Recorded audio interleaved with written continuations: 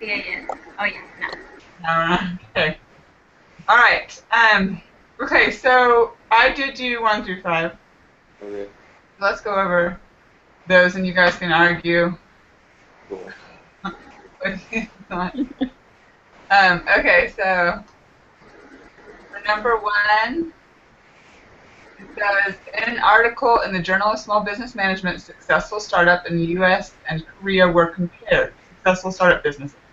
One set of data compared educational level, high school, undergraduate degree, master's degree, doctoral degree of people who manage successful startup companies in the United States and Korea.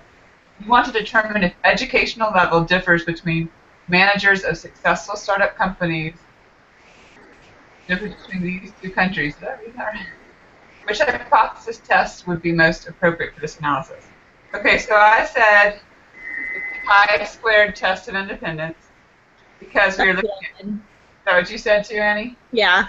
Yeah, because we're looking at categorical data with several proportions. Mhm. So that's 8. Right. Okay.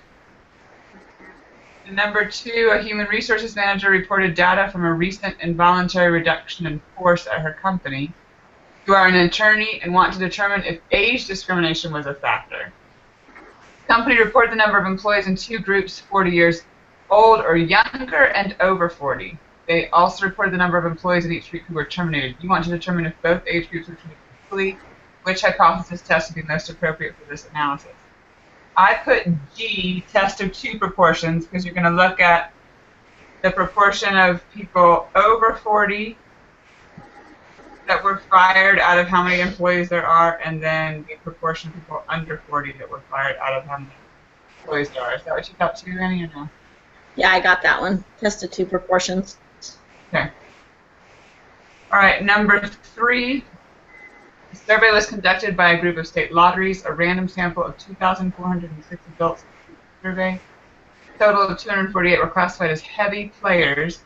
Of these, 152 were male. You want to determine if the proportion of male heavy lottery players is different than the proportion of males in the population, which is 48.5%.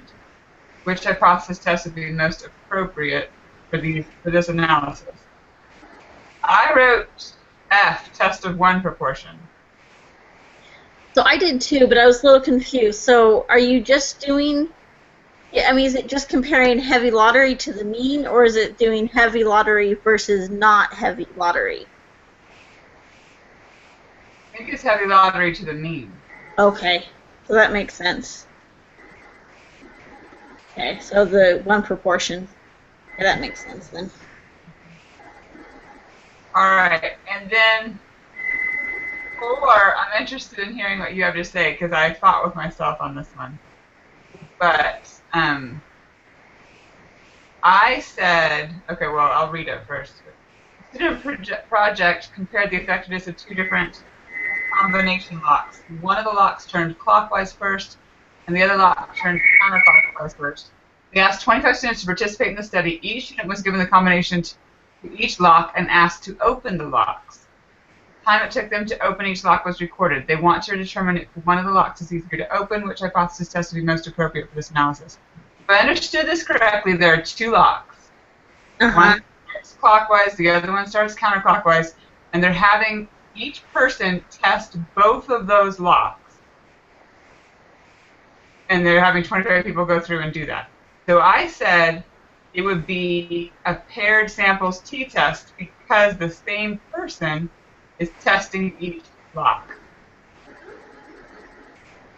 So I kind of said the same thing. I said paired, but then I also said or independent because Yeah. it is the same person 2 locks, but it doesn't necessarily say it's doing one person, I don't know. I agree. I kind of wavered on this one. It's either paired or independent, but It's, paired is probably right. You gotta, each person, I don't know. Yeah, well, I put independent first, so I understand. I wasn't sure either. I looked up a tutorial that was completely outside of our class on independent and dependent because that has probably thrown me more than anything in this class.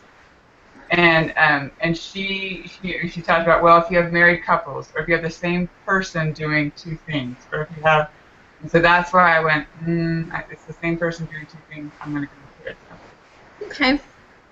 I think paired would work then, because I mean, it is one student doing both locks, and you compare that, it's the same. It's 25 for each lock, so it's the same amount of data for Right. each one. So it should be paired then. Okay.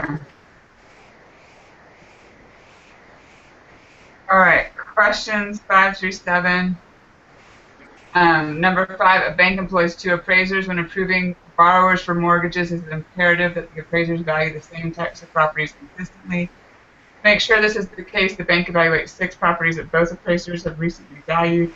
Which confidence interval would be most appropriate for this study? What did you say, Annie? I put paired samples T confidence. That's what Right.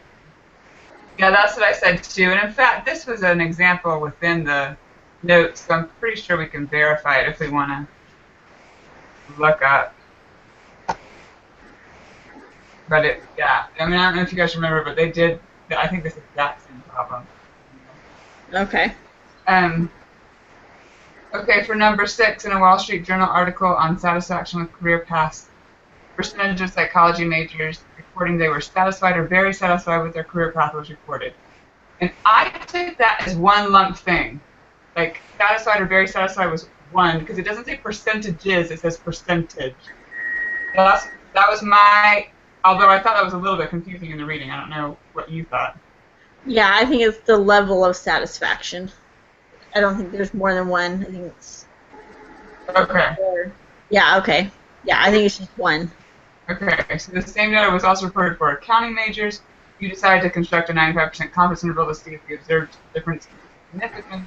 Which confidence interval would be most appropriate in the study? And I said on number 6, it would be confidence interval for 2 proportion. That's what I got. You want to read some? What? Somebody else want to read? I can read if you want me to. Okay.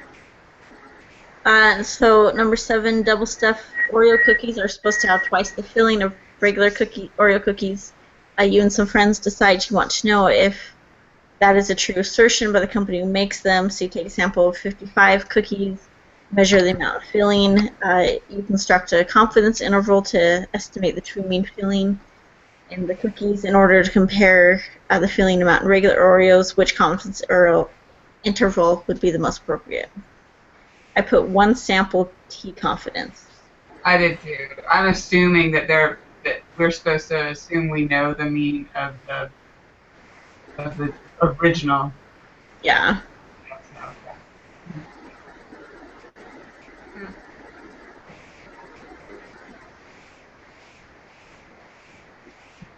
Okay, number 8, which of the following best defines the notion of the significance level of a hypothesis test? And I thought it was probability of rejecting the null hypothesis, whether it's true or not. Yeah. I put the probability of the type 1 error. Isn't significance level alpha? Isn't that what it is? You know, I've seen both accounts actually. I was actually split between which one.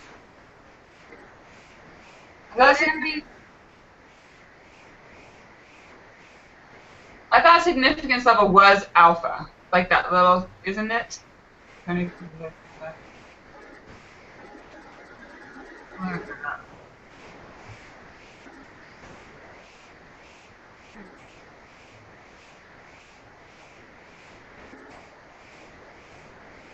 Yep. Significance level is the probability of rejecting the null hypothesis given that it is true, a type 1 error, and is most often set at 0.05. It's saying both. I know. I want to put both on that. It sounds like it. Well, we're looking at number 8, right? Yeah. And you're saying to say A, That was my thought. but it says the probability of rejecting H to O whether it's true or not. That's a problem, right? Because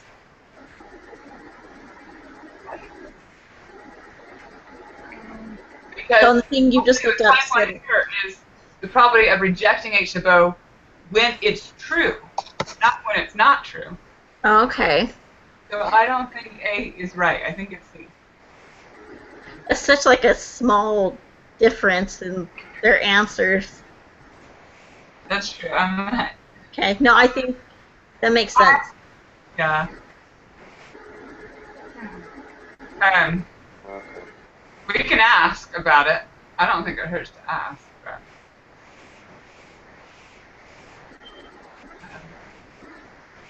Drew, do you want to read some too? Sure. Which one of the following best defines the notion of the p-value of the hypothesis test? You gonna say the long one? That one, yeah. Yeah. That's what I have to. Yeah. Don't put confident on that one. Alright. Suppose you create a 90% confidence interval for a mean and get 10 to 20, but you've been told to report this by saying something like, we are 95% confident that the true mean is between 10 and 20. Exactly what does this mean?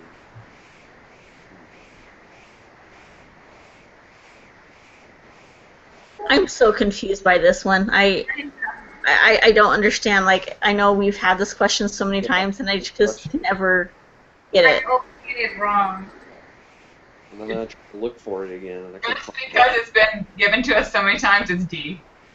95% of all 95% confidence intervals are going to contain the truth. That's what it means.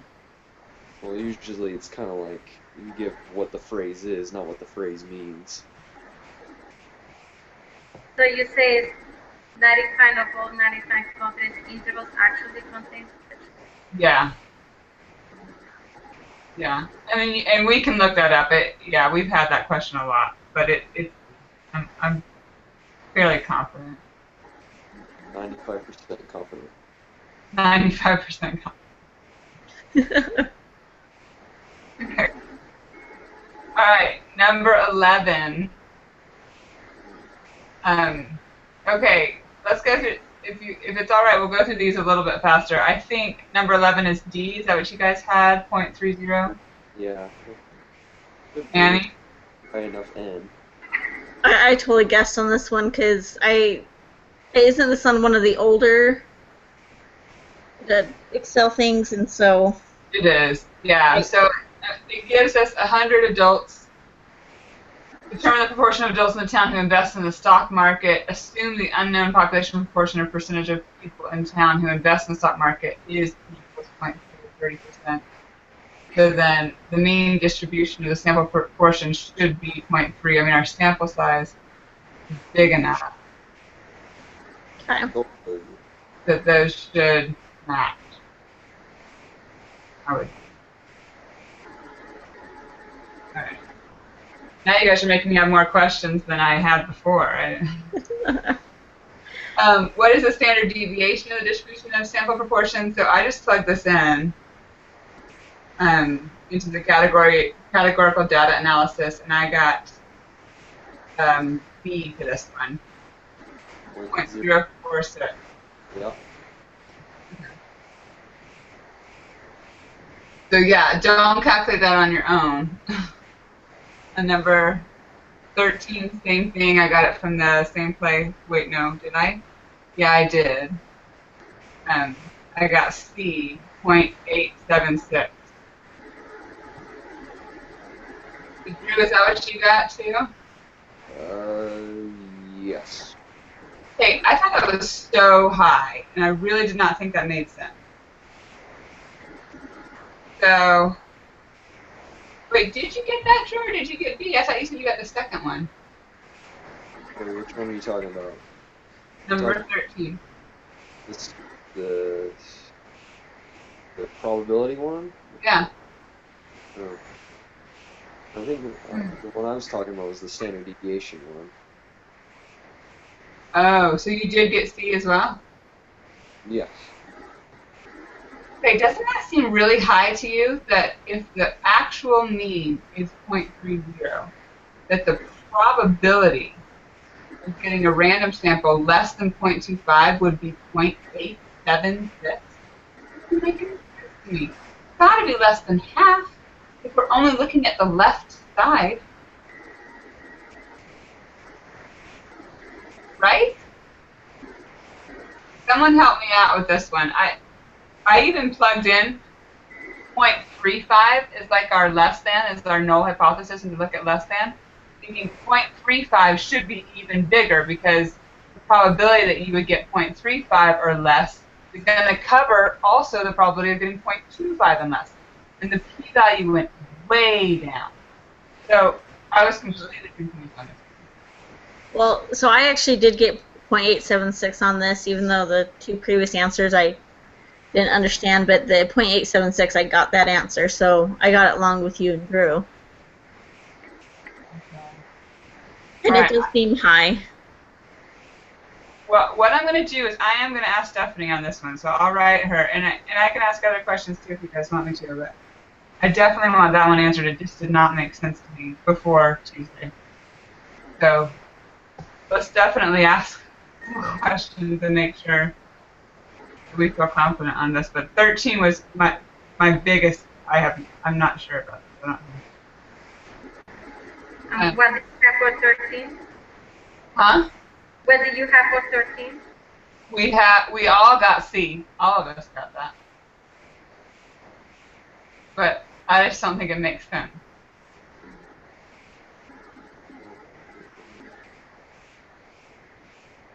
Okay, number 14.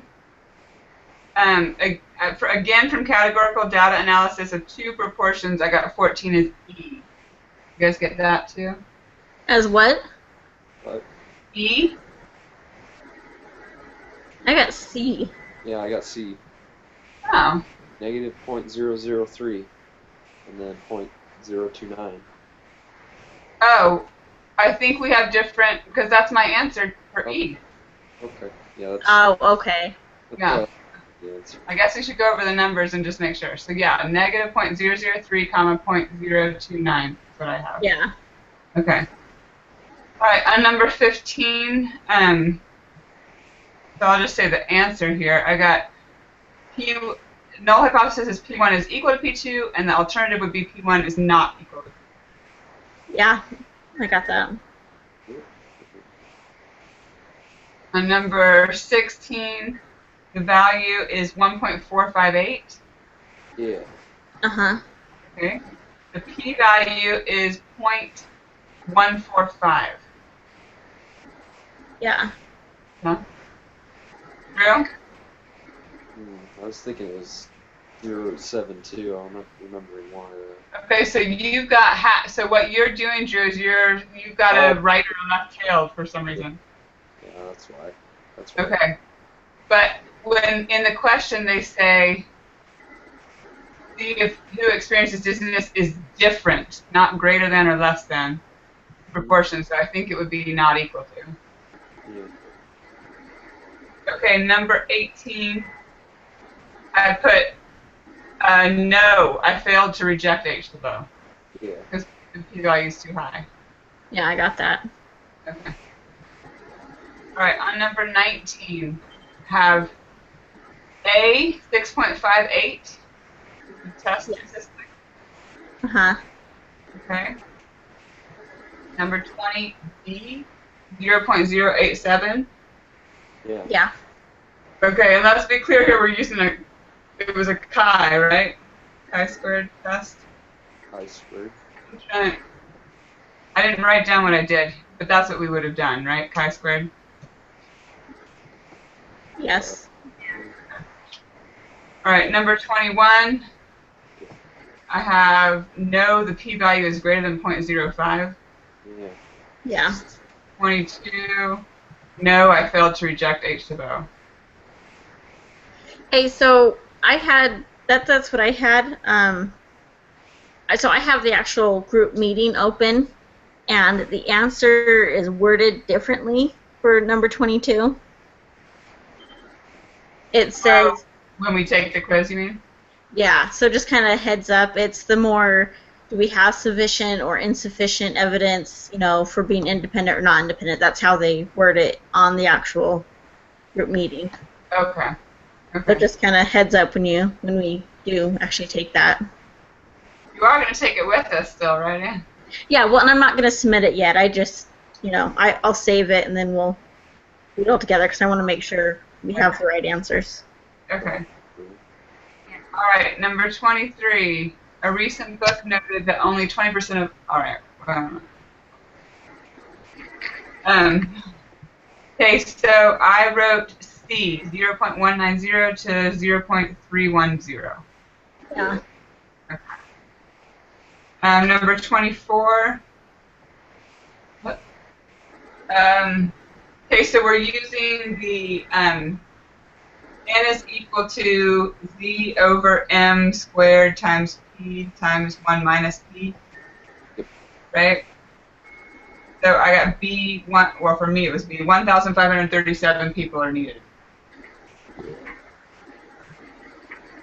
Yeah? Annie? I had no idea how to calculate this one, to be honest. Okay. This is from lesson 17. Okay. And so it talks about how to calculate margin of error, and then it says, from the margin of error equation, we can calculate how many are needed for our study, or n. And so it gave us this equation, n is equal to, hang on, I'm going to put it up for you. This one right here.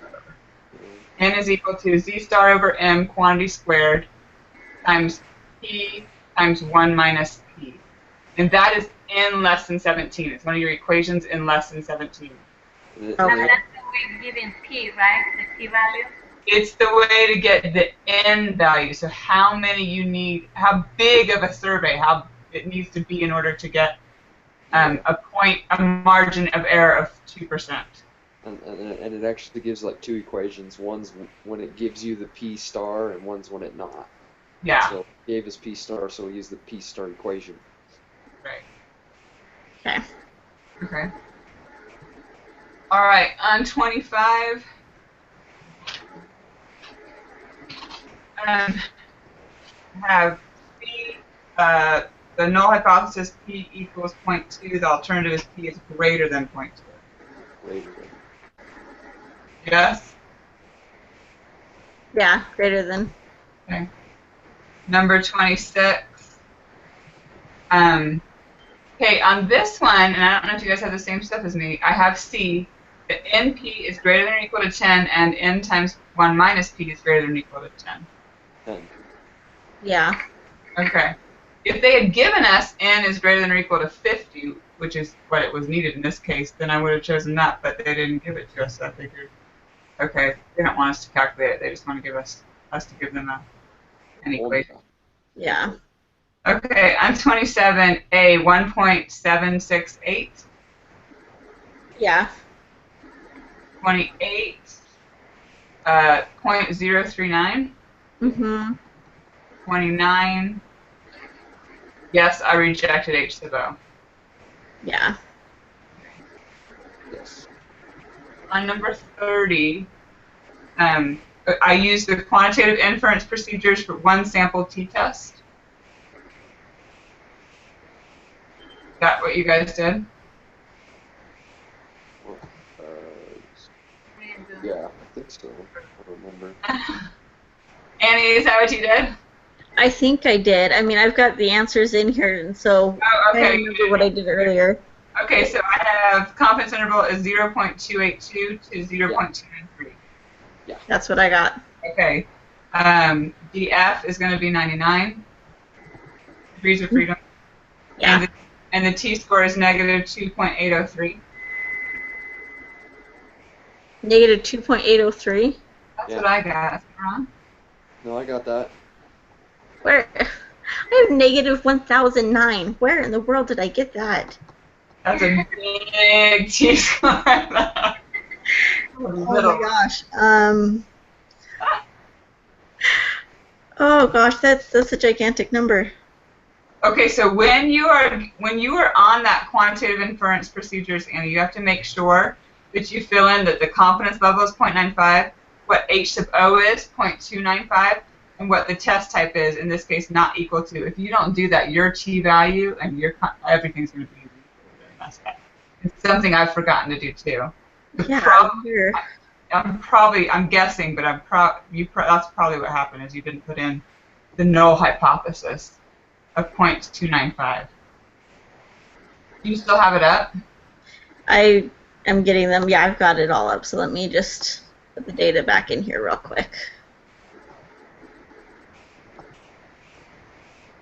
Okay, null hypothesis 2.95, right? 0.295. 0.295 instead of 10, as I had it. That's what I had up there too. I'm like, There we go. Now I have negative 2.083. excellent. Okay, do you have your test type is not equal to? No. Make it not equal to, because that's what we're looking for in this. Gosh. Okay. Okay. Now And I've got that. okay, and now, so then 32, your p-value should be 0.006. Right? Yes, now that I have it all corrected. Okay. Excellent. So we have sufficient evidence to say that the true mean is different than 0.95 on this. Fine. And that's as far as I've gotten. So if you want to take us through the rest, Annie, you're welcome to, and we can just. Yeah, it's just one more spreadsheet, so yeah, I can kind of go through. It's the one we've done where it's, you know, the height in the morning versus the height at night. It's that spreadsheet. It would be like a paired samples test in this case. Yeah. Okay. So I did it in the paired samples, plugged the data in there from the spreadsheet it has you download. And so I got, for the confidence interval, as 8.872 and 10.311. Is that what you got too, Drew, or have you gotten this far? I was just starting it, so I'm not sure if my numbers are Okay. right. Yeah. Okay. Well, it doesn't hurt us to. Do you want us to just try and do this real quick? We could do it together. I mean, it's, you just download the spreadsheet and then plug it in, and then, you know, it's just Was there? really quick. Did you do it straight the way it the order that it was in, Annie? Yeah, I just copied and pasted it from the. Or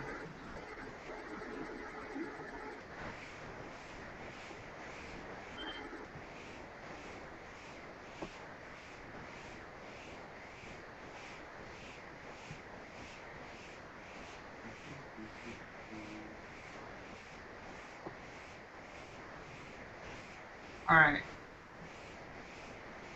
Okay, and is it a not equal to test? I haven't even read this one.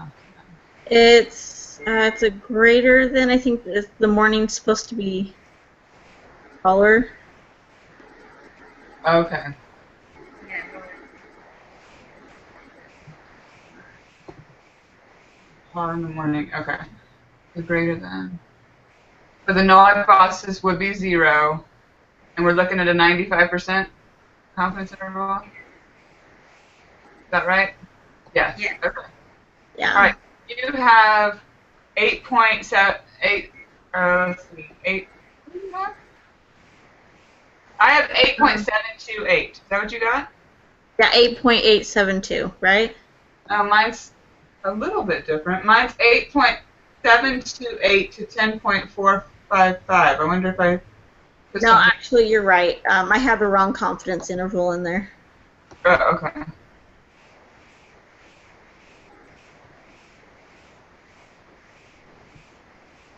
So 8.728 and 10.455. Okay.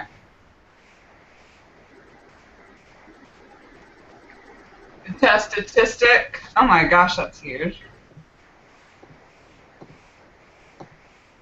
You guys have 22.446, or is that just me? No, That's what I got. Okay. Degrees of freedom 40. Yes. Yeah. Oh, that's why there's an equivalent sign there. Because P-value is 0, basically. the 0. So I can see one. There we go. Yeah, pretty much 0. And then we reject the null. So yes, because we rejected the null. Yeah. Yeah.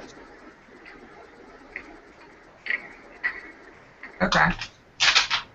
So, I mean, We had a couple that we weren't quite 100% confident on, but I think overall it wasn't too bad. What do you guys think?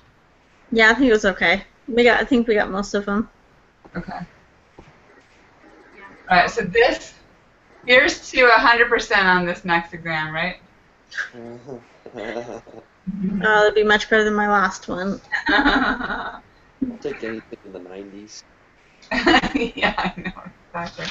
Did you guys think that our scores were lower because of that number 1 on the exam?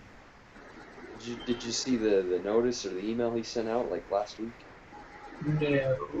You didn't read that? He Okay. said he was gonna raise a little bit. He said he's going to raise the scores? Well, he discussed it and saying, oh, this and that. I talked about it, and I believe, if I'm not mistaken, I looked on iLearn today, the actual scores were fixed or slightly adjusted upward. So, like, how much higher, Drew? I don't know what it was before, so I can't tell you. Okay. Yeah, I don't know how much mine was adjusted, but it did pop up new on my graded. So it was a new grade for that test, but I don't know how much of a difference it was. What week was this? What week what? What week was this test on? 7? Yes. Okay. Oh yeah, it did change. Yay. So, I remember mine. Okay, it went up 2 points for me. I don't know about you guys. I guess it went up too.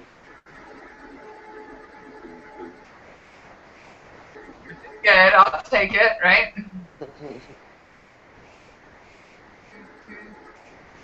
Okay. All right, so the group project, we're just waiting till the end of the week to hear from our professor. And then, Drew, if you'll just let us all know what he says. I wondered if maybe we should change it to looking at gender and the seasons, because we could do that chi-squared test. I think that might be good. Make it a little more in depth. Yeah. Well, See could. if there's a difference between preferences between men and women. Because I don't know about you guys, but my husband likes it cold. I like it warm. Yeah. Depends on where I'm But anyway, I wonder if that might be interesting. But at. It being different because I have a lot of friends from Arizona and they don't like summer. Summer is where you die from being outside. right. At least Yeah. in the back. They like That might be interesting too to do it, maybe not male female, but maybe Okay. north, versus south of where they live. Yeah. I don't know how we do that exactly, but that might be. I don't know if we'd get enough representation from both North and South U.S., but Right. Yeah. And we would need it to be pretty even, probably. yeah, so maybe we keep it with male female because I don't know how we could do the other way. Yeah. I mean, and in our days, people are pretty transient. Usually, they don't stay in the same place, right, all their life. Yeah. So they may not appreciate Arizona summers, but they're going to know that Arizona summers aren't the only kind of summer that there is. Yeah. Drew's like, I don't know. I know a lot of people that have lived in Arizona a long time. Their whole life.